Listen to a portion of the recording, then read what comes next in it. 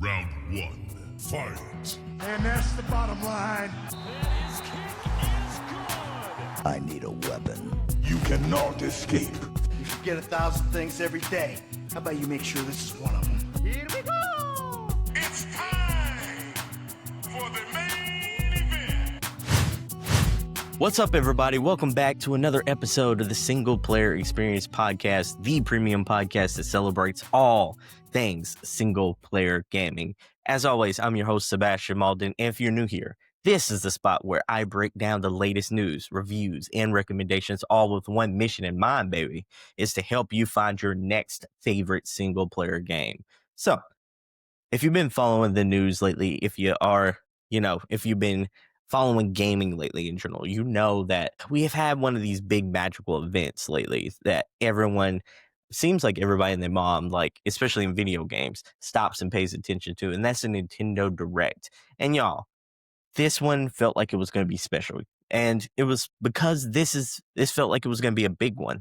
Felt like it was going to be a magical one, if you will. You know, like, this felt like the Direct right after the Nintendo Switch 2 launch. We've already gotten the first big wave of games as far as like the opening salvo for the Nintendo Switch. So this felt like what a lot of people thought were going to be the initial first phase of games after that initial launch period. So a lot of people were anticipating, they were salivating, they were thirsty to see what Nintendo had in store for us. And, you know, I think a lot of people came out with a lot of different expectations. But for me, I really didn't have any. You know, I don't live in Nintendo's ecosystem. I have the Switch 1, but that's not my console of choice. You know, for me, I liked the pageantry. I like the hype around these Nintendo Directs. I also like seeing if any of the games sway me as a non-Nintendo person to try to get back into the Nintendo ecosystem. So without further ado, today I'm going to be diving into all the single player game highlights from the latest Nintendo Direct. Plus, I'm going to be giving my honest take as someone who isn't exactly Mr. Nintendo. And spoiler alert, there's one game that I'm on the fence about. It might convince me or it might not convince me to actually, you know, think about the Nintendo Switch a little bit. And of course, I'll wrap things up with my gaming recommendation of the week, which, spoiler alert, is a little city builder roguelike that I just can't stop playing, you know? So without further ado, let's get into it. DJ, start the intro, man. All right, so for segment number one, I want to talk about one of the things that kind of initially took me by surprise with the Nintendo Direct, and it was the fact that the Direct kicked off with not a game, but with a movie. Yeah, that's right.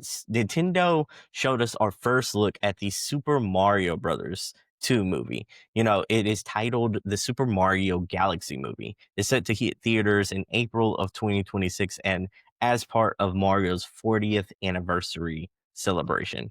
Now, I'll be real with you. I liked the first Mario movie. I thought it was fun. I thought it was charming. It did exactly what it needed to do, which was capture the spirit of Mario for a wide audience. You know, I thought the characters, the way it was represented, I thought like some of the Easter eggs were right on point and everything that really kind of encapsulated what it means to be a Mario IP. So I thought, you know, for a first movie, the Super Mario movie was actually pretty good. The best Mario movie easily by default, which wasn't that hard to do. So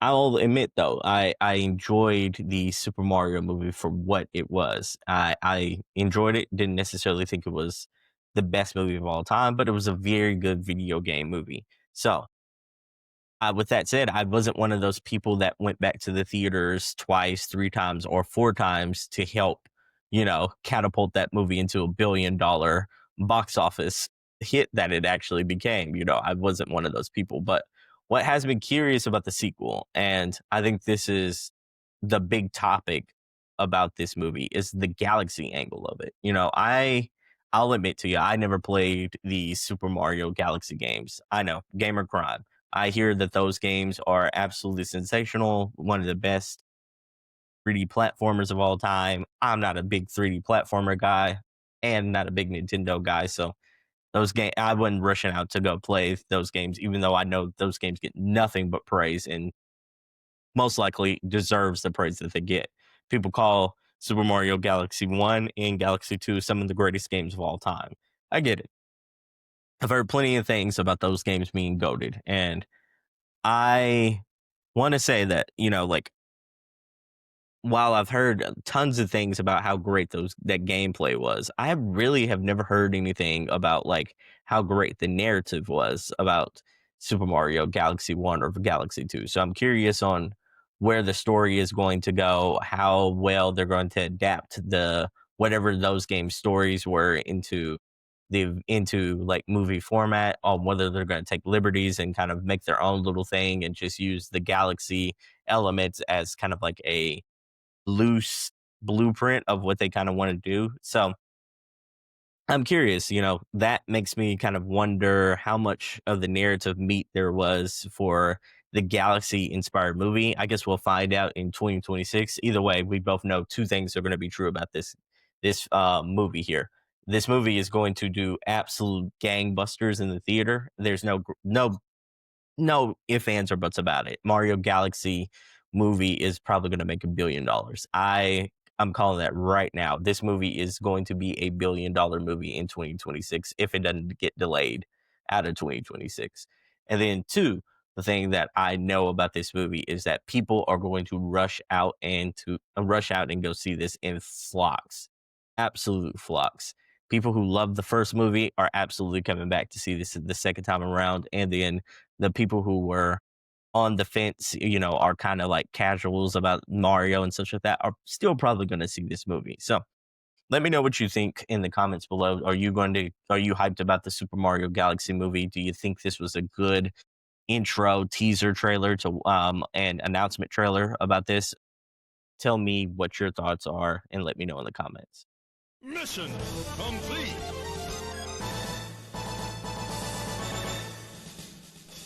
Okay, so I want to talk about the next thing that was showcased or at least the next major single player aspect that was showcased in the direct, and that was something that is apropos to the first segment. It's speaking of Mario Galaxy, Nintendo has also announced that the Super Mario Galaxy 1 and Super Mario Galaxy 2 are being re-released in a bundle on the Nintendo Switch. The collection will drop October 2nd, 2025, and they're doing it for the big great discount of $70. Yes, that's right. These games that, came out probably before a lot of people that's walking this earth were actually born are coming back out, and you can buy both of them for $70. So if you don't want to buy both of them, or if you own like the Mario 3D collection from back in the day, or in the Switch era, you can buy each of them individually for a cheap bargain, and I'm being very sarcastic if you can't tell, of $40 goddamn dollars each. Here's the part that really gets me salty, and I'm gonna go on a little rant here. Nintendo, don't get me wrong, they make sensational games. These games are beloved classics, both Super Mario Galaxy 1 and Galaxy 2, absolute bangers. A lot of people think these are some of the greatest platformers of all time. Absolute goats is what I'm hearing. I've never played these games, but I get it. These games are great. With that said, though, these games are almost 20 years old. In the case of Mario Galaxy, this thing is almost 20 years old. Its sequel, almost 15 years old, if not 15 years old. So Nintendo is essentially selling us a port with some UI improvements and maybe additional up-res support and as far as the resolution goes on the Switch 2 version of this game, and calling it a day. That's pretty much it. So you're pretty much just getting a port of a game that, has been available since, I don't know, longer than a lot of kids have been alive. And they're going to charge us $70, which is the mark tiered price of a brand new game in this generation. That's absolutely ridiculous. Even $40 for the individuals games are absolutely ridiculous. Especially since you have so many bangers that we've gotten at a bare bargain that are new experiences this year. You got Expedition 33, which I think is an absolute sensational game. People can't say enough good things about that game. It launched this year for $50. And, if you're looking, if you're looking hard enough and you haven't already owned that game, the game's on Game Pass, by the way, go check it out. If you haven't already bought that game, the game can be found at $40 in a lot of retailers, and that's, on sale. It's $50 for a straight up price, but you can often find that game on sale for $40. Mafia came out under $60. You also got games such as what's another good game, a good example? Oh, I don't know. Hollow Knight Silksong, the game that took over the world, for $20. Hades too, $30. And that's going to be also on the Switch. More on that later. So, two games for the price of one for $70 for a game that really just feels like a port. Didn't look very impressive to me, like they remodeled the game anyway, like they up-res the game in a significant way. It looks like the game looks like the same game a lot of people played from 20 years ago. So I think that shit is absolutely wild and crazy. But look, I know it's Nintendo, and I also know Nintendo fans are Nintendo fiends. Y'all are gonna buy this in droves. Y'all are gonna eat this slop all the way up, and people are just gonna buy it because it's got Nintendo and nostalgia written all over it. So I know y'all diehards. I know y'all. Y'all are gonna happily pay this price no matter what, and that's fine. That's fine. Personally, my ass won't get it. I'm gonna mind my black ass business over here, though. Enjoy your nostalgia. All right, so I want to talk about another game that was unveiled at the Nintendo Direct. I'm just kidding with you. This game was already showcased like years ago at this point. People have been salivating for it. People have been hungry for it. People have been wondering where the hell is Metroid Prime 4 Beyond? And after years of waiting, we finally got a proper look at Metroid Prime Beyond launching. That's right, this year, December 4th, 2025. And the big new feature, Samus has a motorcycle, y'all.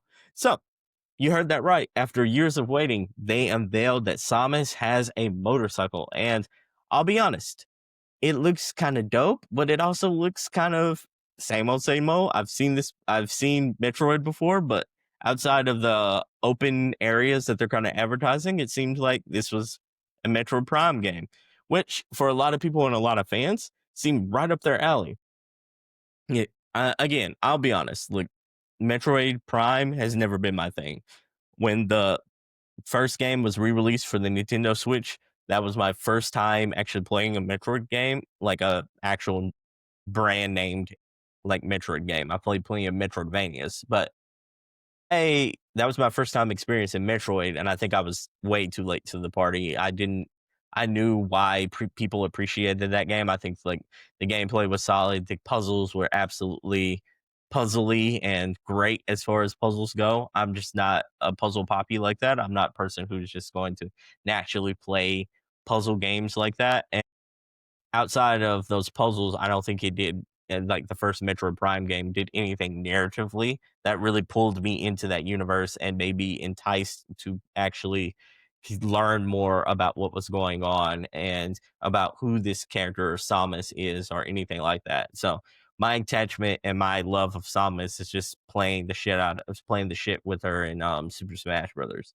So outside of that, though, the game itself, Metroid Prime 4, we got a trailer for it. It looks like Metroid Prime. I think like the open area decisions to kind of like let you take that motorcycle and kind of explore different open areas could be a really cool take and a really cool breath of fresh air for the series. It could be that thing that elevates Metroid to a higher tier in a lot of people's, at least it's zeitgeist, because I know these games mostly review well, but this kind of feels like a decision that was kind of made to kind of see what the audience response was going to be like and to kind of take it in a different direction.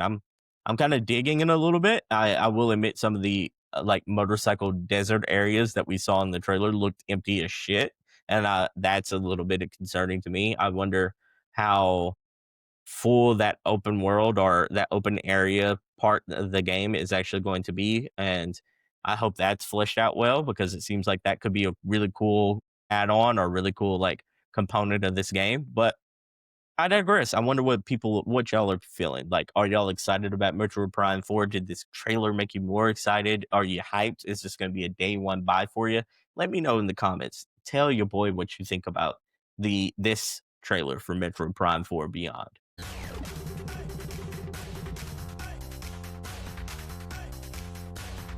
All right, so I want to talk about another game that we got some details and a nice new trailer for at the Nintendo Showcase, that Nintendo Direct, and that was a game by the name of Hades 2. Ladies and gentlemen, that's right. We got official launch details and a launch date for Hades 2. And it's going to be September 25th, 2025 for both Switch 1 and Switch 2. That's right. It is a console exclusive, a temporary console exclusive, that is. The Switch 2 version will run at 4K 120 frames per second docked and P60 handheld. So, this game is a game I cannot fucking wait for. Hades 2 is one of my favorite games of all time. The art, the combat, the music, the replayability, the actual characters, and the environment. It's damn near a perfect video game. The first one, that is. I absolutely adore Hades. You know, everything about that game, it was made absolutely phenomenal. That was a video game that I did not know I needed at the time it came out, and it just completely took over my life. But we got Hades 2, and this game has been out in early access for a couple of months now. I'd probably say closer to a year now, and I've been hearing a lot of good things about it. It's taken all the willpower in me not to dive deep into the early access version of that game for Steam, and I was holding off for the big 1.0 release to really dive in deep and just get myself lost into the game. I will say that based on this trailer of Hades 2, Hades 2 looks like it is taking everything that I loved about the first game and everything that really made that game special and cranking it up even further. It's absolutely sensational. The art style looks good. The voiceovers sound crisp. They sound well done. It sounds like we're going to get a kick-ass story. It sounds like we're really going to get these innovative power-ups that kind of make the game feel and play similar to Hades, but also have its cool, unique takes too. And I saw some cool new weapons. I saw a hell of a lot of cool new areas. I saw some enemies that kind of remind me of enemies from the first game, but also some new enemies that I'm excited to just mess up and put these two-piece hands on.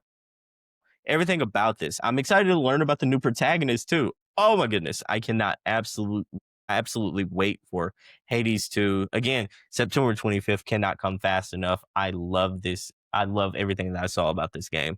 Looks immaculate. I shoot it in my veins right here. Let's go. Give me more Hades 2. Let's go. All right, so I want to talk about another game that was revealed during the Nintendo Switch Direct. It was Fire Emblem Fortune's Weave. Yes, the Direct closed out with a bang with Fire Emblem, and it's coming out in 2026. And here's where things got personal for me. You know, see, I've never been a huge Nintendo guy. The Switch was the first Nintendo console that I've owned in a very long time, and it was kind of a eye-opening like experience for me. The Nintendo Switch was, because the Nintendo Switch came out with a litany of first-party games, and I tried out a lot of them, and for the most part, a lot of those games didn't stick with me. They didn't feel like they were my type of games, you know, like they weren't leaning towards what I generally like in video games. Outside of a few, you know, there were a few occurrences that were great single player experiences for me that I dove into, and one of those happened to be Fire Emblem Three Houses. That absolutely hooked me in a way that very few games did on that platform. I loved Fire Emblem Three Houses. It was easily my favorite Switch title. The characters were great, and it was great getting to know the students and the people around the school. It was great getting to know the overarching characters involved in the main plot. The narrative, the branching storylines were sensational. It gave the game a lot of replayability. I loved the gameplay elements where it felt like you were moving your pieces around a chessboard that kind of mimicked the field of battle, and how each element and each person felt like they had their own unique qualities and abilities and their unique traits that allowed them to change the flow of battle and change how you perceive and strategize on the battlefield. I loved the fact that like Fire Emblem allowed me to be, exercise that strategic part of my brain that I love so much in the games that I really enjoy. It gave me narrative, which allowed me to hook into an IP that I wasn't, super familiar with. I adore Fire Emblem Three Houses. On the flip side, though, Fire Emblem Engaged, the game that came after Fire Emblem Three Houses, like at least release wise, didn't do shit for me. It felt like a flashy all star event, but without the depth or the storytelling magic that Fire Emblem Three Houses had. So I thought the gameplay was sensational in that game, but the storytelling elements and a lot of the other things I loved about Fire Emblem Three Houses took a step back. So with Fortune's Weave, it's a make or break kind of moment for me personally. If it's closer to Three Houses and delivers everything Three Houses did, this could be the game that pulls me out of the Nintendo funk that I've been in. It could actually pull me into the Nintendo orbit and make me kind of wonder if I should, actually buy a Switch too. But if it's closer to Engage, then yeah, I'm probably going to keep my money in my pocket, dog, and this is going to be a huge miss for me. So let me know what you think. Did you like Fire Emblem Fortune's Weave? Are you going to check this game out, or is this a must buy for you? Let me know in the comments. All right, so I want to talk about the next game that was unveiled at at the Nintendo Direct, and it's one of the wildest surprises of the Direct. If I'm being honest, it was a brand new Pokemon game called Pokemon Pokopia. It's dropping sometime in 2026 for the Nintendo Switch 2, and y'all, this is kind of like Pokemon meets Minecraft meets Stardew Valley. So here's the pitch: you play as a humanoid Ditto who basically can befriend other Pokemon and learn their moves. The Ditto saw a picture and basically decided it wanted to be human at that point, and it takes on a human form, which looks creepy as shit, by the way. And then you go around befriending other Pokemon, learning their moves. You want to grow crops, you chat with Bulbasaur. You need some water, you team up with Squirtle. You got your boy Charmander who can light up a fire. Hitmonchan can break walls. Drillbor can till fields. Basically, you can use the Pokemon around you to help terraform and customize your environment. It looks like the game, at least in the trailer, takes place on an island, or they give you like an island to start off with, and you can kind of build and make that island with whatever kind of vision you have in mind. The game has biomes, it has a day night cycle, cozy sim elements like furniture and farming, and dynamic weather. To me, it's kind of giving Animal Crossing, it's giving Dragon Quest builders. It definitely has that Minecraft energy about it. But here's the kicker, and here's where I gotta put my question mark on to this whole little idea and this whole little game. While the game itself doesn't look particularly bad, it does kind of give off hypocritical. And here's why. You know, this is coming at a time where Nintendo and Pokemon Company just got a massive, and I mean massive, new patent approved that could shake the whole video game industry. Without diving too deep into the legal jargon, the patent basically covers summoning mechanics in battles, something broad enough to impact games outside of just Pokemon. Critics are calling it a fundamental threat to creativity in gaming. At least that's what they're calling the patent. So while Pokopia does look cozy, it looks fun, it looks like it's going to be enjoyable. It looks like it's going to be for those people who likes Pokemon and Animal Crossing and Minecraft. The patent side of things is raising some eyebrows. So for me, like it seems like Nintendo can have its cake and eat it too. They can patent the shit out of their games. They can patent the shit out of you actually raising monsters and letting them do things, and that kind of puts a little like threat against games that I actually like and a lot of other people like that use monsters and turn-based battling, and like games like Digimon, games like Persona. I'm not gonna bring too much awareness on all those. Don't like give a Nintendo, as shitty as they could be sometimes, any idea on who they should sue.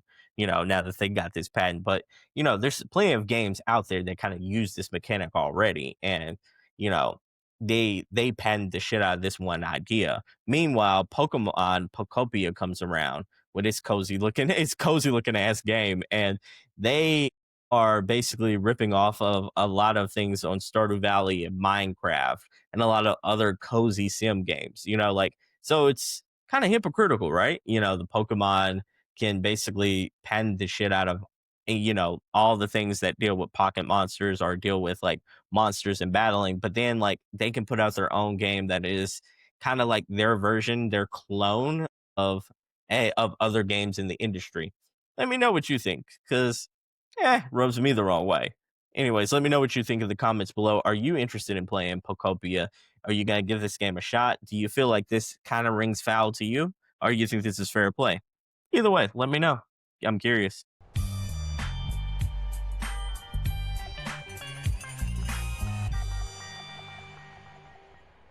All right, everybody, let's pivot to my favorite part of the show, the video game recommendation of the week.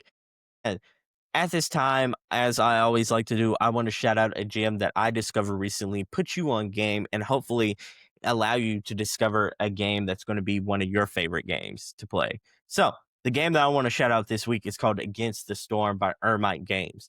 Now, let me give you the pitch. Imagine you're a city builder, but with roguelike mechanics baked in. Each run, you're building up a settlement with limited resources. You're managing different species like the humans, the lizards, the beavers, each of these with their own quirks and needs. But don't get it twisted. You're not just managing them, you're unlocking other species as the game progresses. In true roguelike fashion, even after you run, you're unlocking extra abilities to help you on the next run. Gotta love it. So, in this game, you're also balancing, and in every run, you're balancing food, shelter, morale, while trying to keep the Burnt Queen happy. All hail the Burnt Queen. So, every run feels different thanks to randomized blueprints, which are buildings, that you can set down and that allow you to harvest different environments and different like resources in your environment. There's different resource availability depending on where in the map you are. Each map is kind of different depending on which one you choose during each run. The modifiers are different, so like every run truly feels different in this game. The meta progression ties everything together very well. It feels like the meta progression makes every failed settlement feel like a stepping stone rather than a waste of time. And don't even get me started on the soundtrack. It's absolutely eerie, atmospheric, and sensational at fitting the vibe like perfectly. I think the soundtrack is absolutely phenomenal. Now, the game isn't perfect. I'll admit the narrative is pretty light. So if you're looking for a narrative game, this shit is not going to be for you. And I'll admit, after a while, the runs can sort of blur together a bit. But if you're into city builders, resource management games, you're into roguelike games, of all those elements sounds good, and all of them sound like they mix up to make the perfect smoothie that you would actually love to drink up, this game is definitely going to be for you. It's called Against the Storm. I think it is. I think it's an excellent game that has like a way of giving you satisfaction of slowly mastering very complex systems. And I feel like I didn't know what I was going to expect going into this game. I knew, I knew it was a city builder, and I knew I'd kind of been hungry for that, especially since I like games like City Skylines and such like that. But I was looking for that on the Steam page, happened to looking for like a CD builder on the Steam page, happened to find this game out, completely dove into it. And I got to say, I played most of my time on the PC and the Steam Deck. I can't believe it. This game absolutely runs beautifully on both, like especially on the Steam Deck. I thought it was really cool that this game is, and with all of its systems, is still Steam Deck verified. This game is also available on the Switch and I think the other consoles as well, but I definitely recommend you check it out wherever you game. And if you do like a good city builder, give it a shot. You might actually find your new favorite video game. It's also affordable, by the way. $30, I think, for the base game. I think there's like a bundle pack for all the DLC. This game came out around 2023, by the way. All the expansions and the DLC that it got is like available for 50. I happened to catch this game on a mean sale. So for me, it's an easy 8 out of 10, especially at that $30 price point, where I think like if you can get it at 30 or even like around that $15 price point, I would definitely recommend you check this one out. again, 8 out of 10 for me. I'm going to tell you who this game is for. It's for people who like early game thrills when you're playing your city builders. If you like roguelikes that force you to kind of learn the systems and adapt. This game is also for those people who don't mind a bit of micromanagement. Again, this is a city builder, very similar to like City Skylines in the sense that you're managing a whole lot of systems at once. And if all that game mechanics seem perfect for you, then definitely give this a shot. This game is absolutely going to sink its teeth into you and not let you go. I can't believe how much time that I sunk into this game, and it felt like no time was spent at all. So if you like that type of game that I'm pitching, if you like the city builder, the roguelike elements, if you like all the kind of managements you do in games like The Sims and City Skylines, if all that appeals to you, definitely check out Against the Storm. It's the type of game where you sit down for one more run and suddenly it's like 3 a.m. Don't take my word for it. Also, take the word for all the reviewers who review this game. I think it has like 16,000 positive reviews on Steam right now. Absolutely crazy.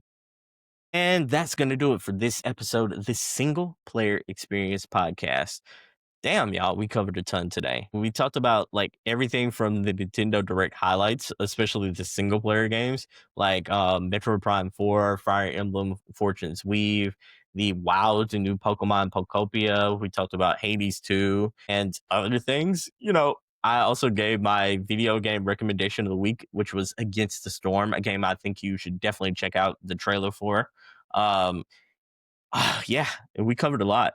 If you also enjoyed this episode, do me a favor, y'all, hit that subscribe button, leave a review, and most importantly, come hang out with us in the Single Player Experience Discord server. It really helps the channel. All that kind of really helps the channel grow. I love building the community. I also love talking to you about the single player games that you're playing. So join the community. Let me know what you're playing. Join the conversation. All right, so once again, the Single Player Experience Discord server is the best place to talk about games, share recommendations, and connect with other single player fans like yourself. I'll leave you with this week's trivia question. I'm going to try to do this in every episode going forward. We're going to have a trivia question at the very end of the solo episodes. So let's see if you can answer this. Which was the very first Pokemon game to be released outside of Japan? Think about it, drop your guesses in the Discord, and I'll reveal the answer in the next episode, that is. Thank you for listening, and remember, life is better when you're playing single player. Yeah, is that a good intro? Because I'm kind of workshopping that. Let me know what you think. Because I also like the one I typically do now of like, remember the best experiences are the single player experiences. I think I like that one more. Let me know what you think. I'm workshopping. Anyways, bye everybody.